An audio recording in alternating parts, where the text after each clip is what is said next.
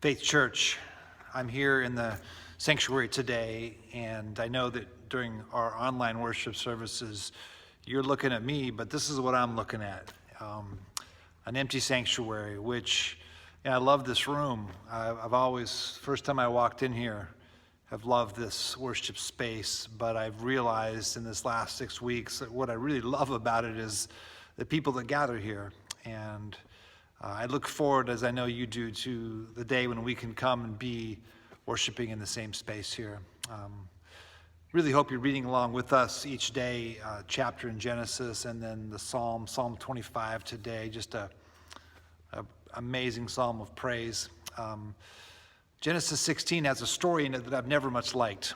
It's a painful story, and if you think about all the dynamics involved here, you've got this woman, Sarah, who is an old woman by this time and has never been able to conceive a child, and that alone is painful for any couple, any woman, at any time in history, but particularly in those days when there was, unjustly so, but there was shame attached to women who couldn't bear children. And so she's had to carry this weight, and I think partly out of, maybe even out of compassion for her husband, she comes to Abram at that point, to offer her slave girl Hagar to have a child with. Abraham listens to Sarah. We were not really told his thought process. He knows what God's promised, and yet he goes along with it. How strange that would have been to go and to sleep with his wife's slave girl. And then Hagar, think of the position she's in. She's a slave. What say does she have in all this? So much pain and challenge and difficulty in the story. But that's not really the main reason why I dislike it. I dislike it because it hits too close to home. It's personal. This is a story of people who have been given a promise from God and yet are not they're not willing to wait for God to be faithful and fulfill that promise, and they take things into their own hands. And that hits close to home. Painfully so, because I've done the same thing in my own life.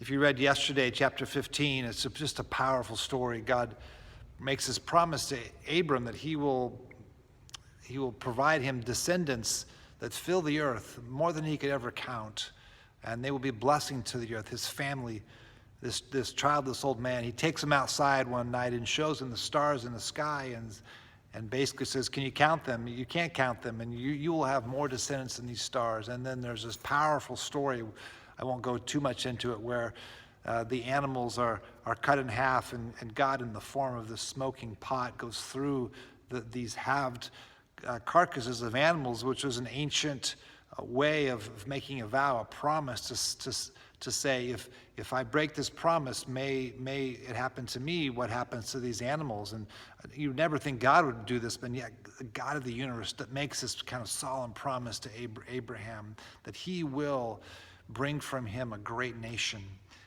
And yet Abraham is unwilling to wait. I reflected back a bit.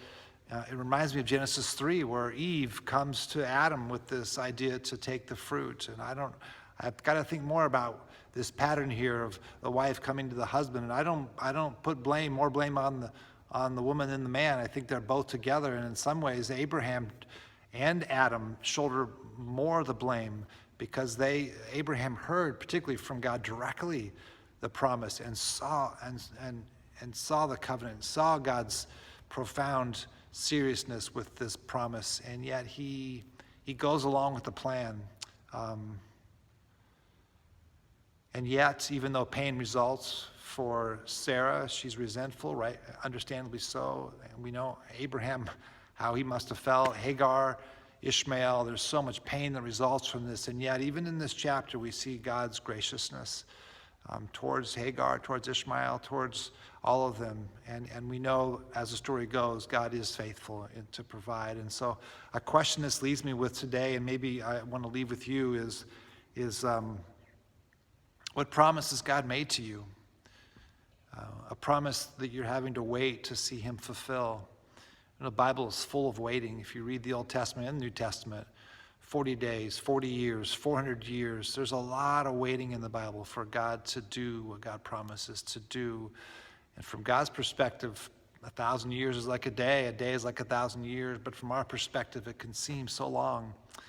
And I would ask you to really spend a moment reflecting as today. What is one promise you believe God has made to you or to our church or to our community, even to our world, and you're waiting for God and maybe tempted to take things into your own hands instead of waiting on him? It's a difficult question. God is faithful. We have to believe that. Particularly in times of hardship, we have to hold on to his faithfulness. He has never broken a promise. He never will. And in his time, he will fulfill what he's promised. I pray that you are well today, and I extend to you a blessing of the grace and peace of Christ and the love of God, who is our faithful Father, and the fellowship of the Spirit. Look forward to being with you soon.